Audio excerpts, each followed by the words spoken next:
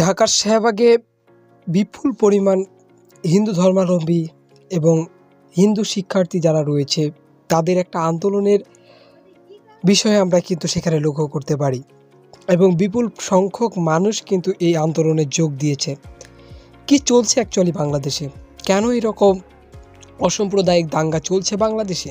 বর্তমানে টুইটারেও কিন্তু বহুল প্রচলিত এবং বহুল আলোচনায় রয়েছে কিন্তু এই ট্যাগটি, সেটা হচ্ছে #সেভ বাংলাদেশ হিন্দু। কি অ্যাকচুয়ালি চলছে সেখানে?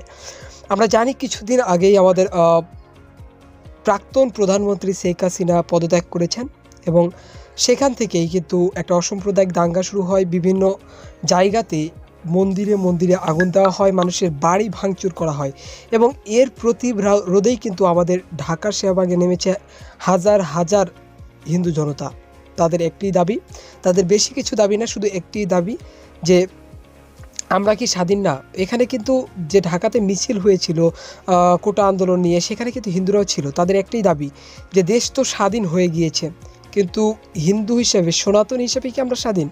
তাদের উপর দাঙ্গা চালানো হচ্ছে, অসাম্প্রদায়িক হামলা চালানো হচ্ছে। এগুলো কি তারা আসলে ডিজার্ভ করে? অ্যাকচুয়ালি তাদের কিন্তু এটা আসলে ডিজার্ভ করে না তারা। অ্যাকচুয়ালি বাংলাদেশ স্বাধীন হবে, বাংলাদেশ সকলের হবে, বাংলাদেশ সকলেই স্বাধীনভাবে চলাফেরা করবে, আনন্দ উল্লাস করবে, এটাই বাংলাদেশ। বাংলাদেশ অসাম্প্রদায়িক। সো এখানে এরকম ঘটনা ঘটছে, এটা আমাদের খুবই লজ্জাজনক একটা ঘটনা। তো চলুন আমরা পুরো ভিডিও ফুটেজটি দেখে আসি।